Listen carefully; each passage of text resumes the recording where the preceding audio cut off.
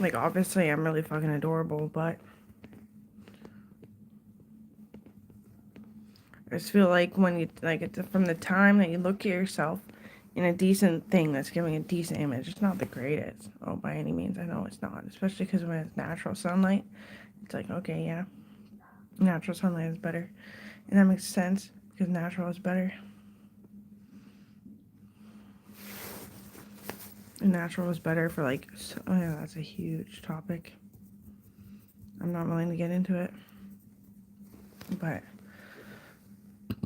from when you put down the phone to when you're faced with somebody that maybe you think is prettier or more handsome than you, that's that kind of perspective. I know I'm wrapped up in like this fucking ball of anger and stress and tension within my body because you're a fucking piece of shit, and every time I try to tell you that, you're like, well, there's everyone's doing something like that, you know? And you use that as a weapon that there's like too high of a population. And there actually is too high of a fucking population.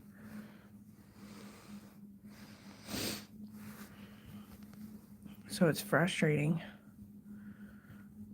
But anyway, my snot is like blood from the outside of my nose. I don't know what to tell you, bud. But I'm not feeling too hot. Nope.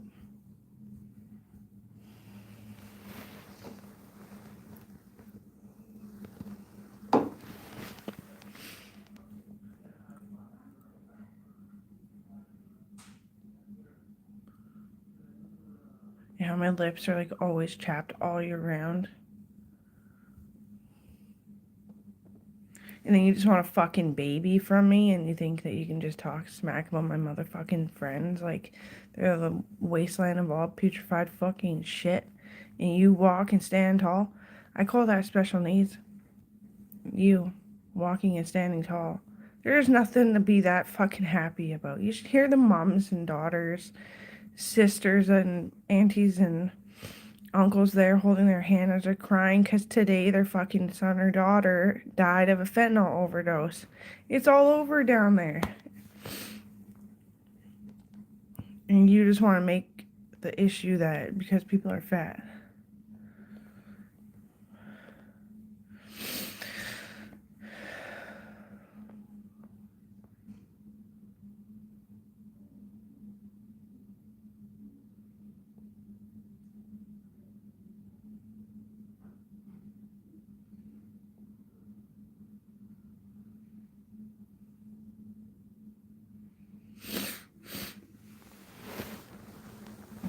I don't get to eat enough. I'm going to have to order any food as soon as I get money.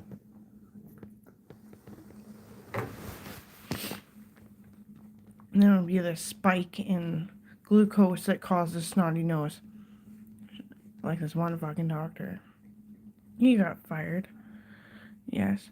Saying that don't even bother eating when you can, eh? That's a spike in glucose meters. Yeah, he did actually get fired. For everything else he's doing, like slapping staff's ass. Just being a fucking retard.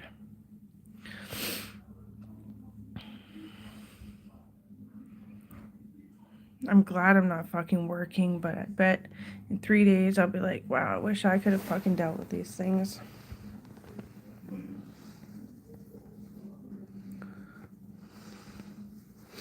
But like, what am I supposed to do, Zanison? Well, that was probably just an accident.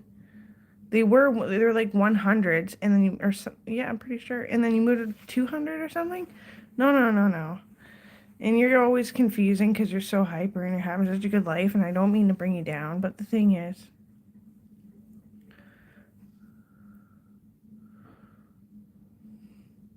like, I have no choice but to be on these medications. It's such a low dose of pain, of depression, so they like it's so hard to medicate, and I understand. But how the fuck did they get so high? Like, do I have a bleed from how sick I've been? I went to the walk-in. I went to a doctor at the Blue Pine Clinic about the vomiting, and they said, you're not even sick with corona to the level that it would make you vomit. It must be kidney stones. Well, am I bleeding internally? Because it sure the fuck looks like it, don't you think? Like, I do think this is just a little bit too low. I'm like too lethargic. I'm like too anemic. I do.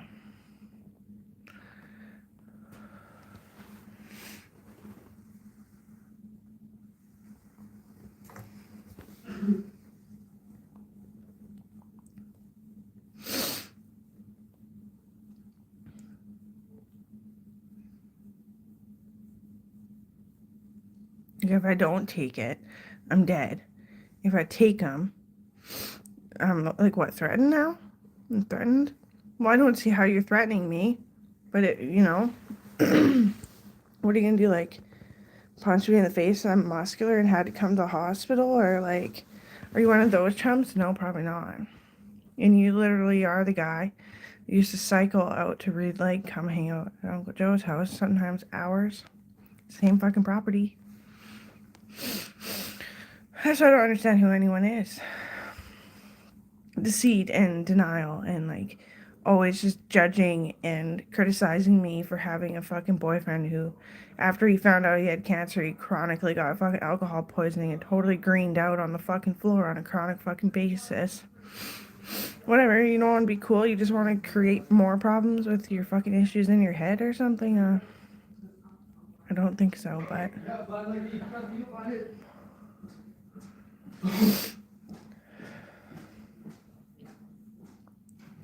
I don't even know if I'm allowed out for a smoke.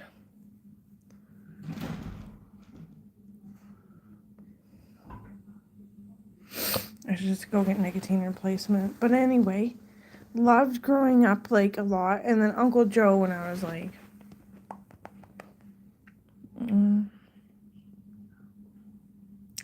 12, he started getting sick.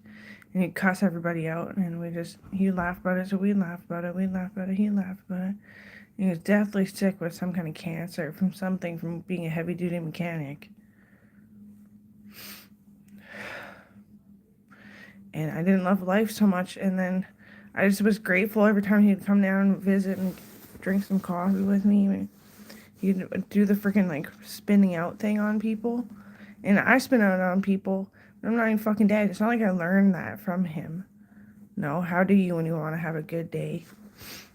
He was a good person. It's not too shabby of a visit.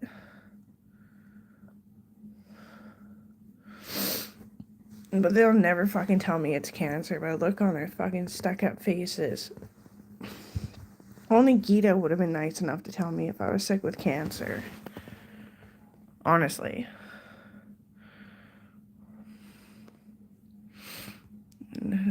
Gita was telling me before he had a stroke and passed away that one of the staff members, a little young Indian, little cock-licking bitch, said, "Oh, you are nice enough to Amber, right? Like, why don't you just suck her fucking nipples?" And we, like, had a corporate meeting about it, and the lawsuit went down.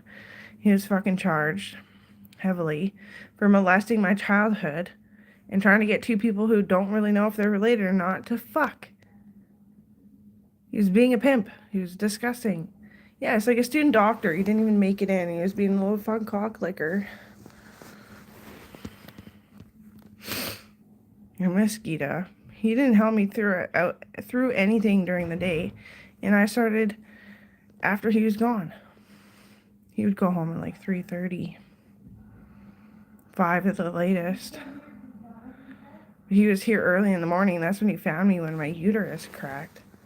But I believe it. I was not raped. But I needed to have a fucking baby, obviously, because I kept thinking about it so fucking much. And all the markers on my blood work were like, well, you can try it. Good thing there's actually a baby to call for this shit.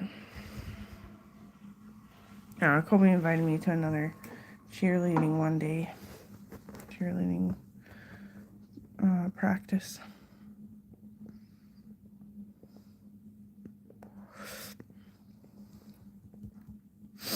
Well, I wonder if I can go for a fucking smoke. This is crazy. Talk to you later anyway.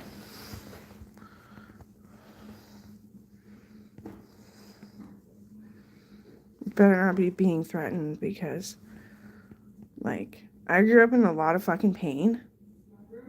And then all the doctors only suggested diets.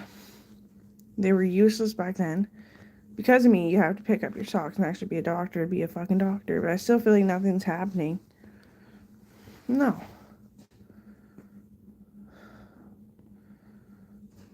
Smoke. And then I'm winded all the time. Don't smoke, you won't be so winded. That's a lie. Though. Because I popped my fucking lungs because my ribs were so broken. And I got a little fat because of that too. So what the hell? You really do want to fight about it, don't you? I need way more restraining orders and a lot more of those fucking ugly male cops.